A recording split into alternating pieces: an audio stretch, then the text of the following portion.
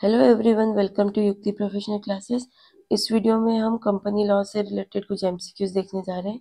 अगर आपने मेरे चैनल को सब्सक्राइब नहीं किया है तो मेरे चैनल को सब्सक्राइब शेयर लाइक जरूर करिए। चलिए स्टार्ट करते हैं। Under section 230 of the companies act, who can make an application for compromise और अरेंजमेंट टू द ट्रिब्यूनल। अगर कंपनी में मतलब कॉम्प्रोमाइज और अरेंजमेंट कराना है ना, सेटलमेंट इस तरीके से करना है, तो कौन अप्लाई कर सकता है ट्रिब्यूनल को? तो कंपनी भी कर सकती है, क्रेडिटर या मेंबर ऑफ द कंपनी कर सकते हैं, या फिर लिक्विडेटर। अगर वो वाइंडिंग अप में जा रही है तो इस केस में लिक्विडेटर, तो सभी कर सकते हैं। तो सेक्शन 230 बोलता है कि application for compromise arrangement to be made by company, creditor, members और लिक्विडेटर, अगर वो वाइंडिंग अप में है ट्राइब्यूनल को, ये सब कर सकते हैं। नेक्स्ट है, what is the minimum percentage of secured creditors required to approve a corporate डेब्ट restructuring scheme under section 230 sub section 2C।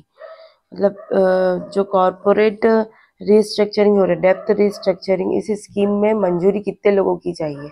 जो क्रेडिटर्स है उनकी कितने परसेंटेज मंजूरी चाहिए? तो 75% जो क्रेडिटर्स हैं उनके द्वारा उसकी मंजूरी दी जाएगी, तब ये इस स्कीम को फुलफिल किया जाएगा। What is the time limit for filing an appeal against the order of National Company Law Tribunal under the Companies Act?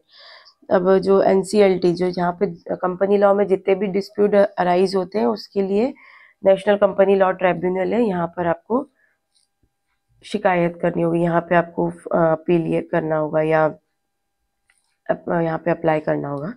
तो यहाँ पर ये बोला है कि अगर यहाँ पर सबसे पहले तो एनसीएलटी में होता है, और एनसीएलटी का अगर कोई डिसीजन है तो फिर उसके अपील होती है national company law appellate tribunal में की जाती है। तो यहाँ पे बोला है कि एनसीएलटी का जो ऑर्डर है उसके खिलाफ अगर अपील करना है तो कितने दिन में करना है? 45 दिन में करना है, और अपीलेट ट्राइब्यूनल को ये की जाएगी। Which section of Companies Act deals with the operation and mismanagement of company? तो जो ऑपरेशन कंपनी में मिसमैनेजमेंट चल रहा है ना, और गलत काम चल रहे हैं, तो अगर इसका इंटीमेशन देना है तो मतलब कौन से सेक्शन के तहत ये दिया गया है? तो 241 के तहत ये दिया गया है। तो सेक्शन 241 प्रोवाइड करता है relief in case of operation और mismanagement. It allows member to approach the tribunal. वो ट्राइब्यूनल को अप्रोच कर सकते हैं member if the companies affair are being conducted in manner prejudice to public interest. जो public interest को harm करे, उसके विरुद्ध हो, ऐसा कोई अगर काम चल रहा है, या उसके मेंबर्स के विरुद्ध काम चल रहा है, उसके हित के विरुद्ध, मतलब मेंबर्स के हित के विरुद्ध अगर कोई ऐसा काम हो रहा है तो ट्राइब्यूनल को अप्लाई किया जा सकता है 241 के तहत। नेक्स्ट है section 230 of companies act 2013 deals with. तो ये किससे डील करता है? ये जो है पावर टू कॉम्प्रोमाइज और make arrangement with creditors and members. तो ये कॉम्प्रोमाइज और अरेंजमेंट से संबंधित सेक्शन है 230। Who can apply to the tribunal for compromise और अरेंजमेंट? तो इसके लिए कंपनी यानी क्रेडिटर और लिक्विडेटर अप्लाई कर सकते हैं 230 के तहत। ये हो चुका था।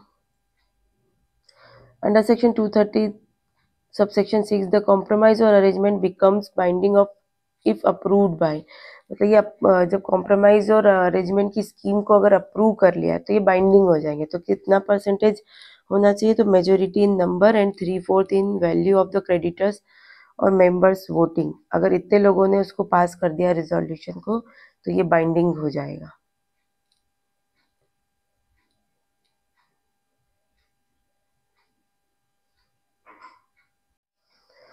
Under section 231, if a scheme is not implemented as per tribunal orders, the tribunal में अब अगर जो स्कीम अप्रूव की है वो जो इम्प्लीमेंट करने के लिए ट्राइब्यूनल ऑर्डर दे दिया है कि इस स्कीम को करो, और जिस आदेश जो दिया है उसके तहत करना है, अगर उसको इम्प्लीमेंट नहीं किया जाता है तो क्या होगा? तो ट्राइब्यूनल क्या कर सकता है?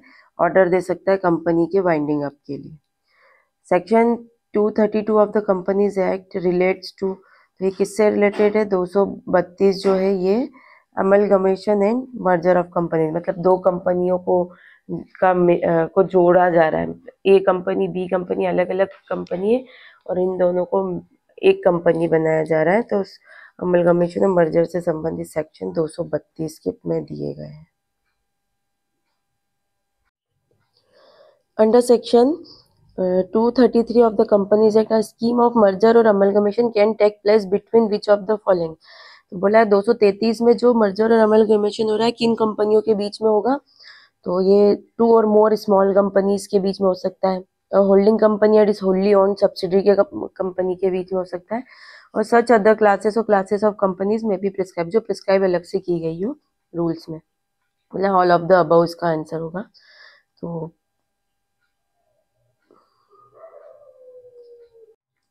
હવે next question है, according to section 234 which of the following entities can merge with a company registered under the Companies Act? तो जो मतलब तो 234 में जो कौन सी कंपनियां हैं जो मतलब मर्जर अमलगमेशन हो सकता है उसमें, तो foreign company notified by the central government, तो ऐसी कंपनी के बीच मर्जर एंड अमलगमेशन किया जा सकता है। What is the minimum percentage of shareholder approval required for a scheme of merger and amalgamation? 233 में के अंदर दिया गया है कि जो अगर मर्जर अमलगमेशन की स्कीम को अप्रूव करना है तो शेयर होल्डर से कितने मतलब परसेंटेज लगेगा, अप्रूवल लगेगा, तो 90% लगेगा।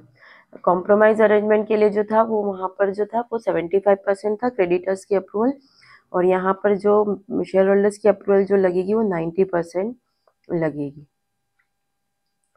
नेक्स्ट है under section 235 which of the following is a key requirement for the acquisition of shares by the transferee company? तो offer to acquire at least 90% of shares of the transferee company, ये जरूरी है। Next question, under section 237 who has the authority to order the amalgamation of companies in public interest?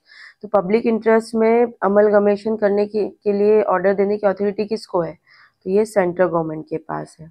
ये under section 237 के अंतर्गत mention किया गया है।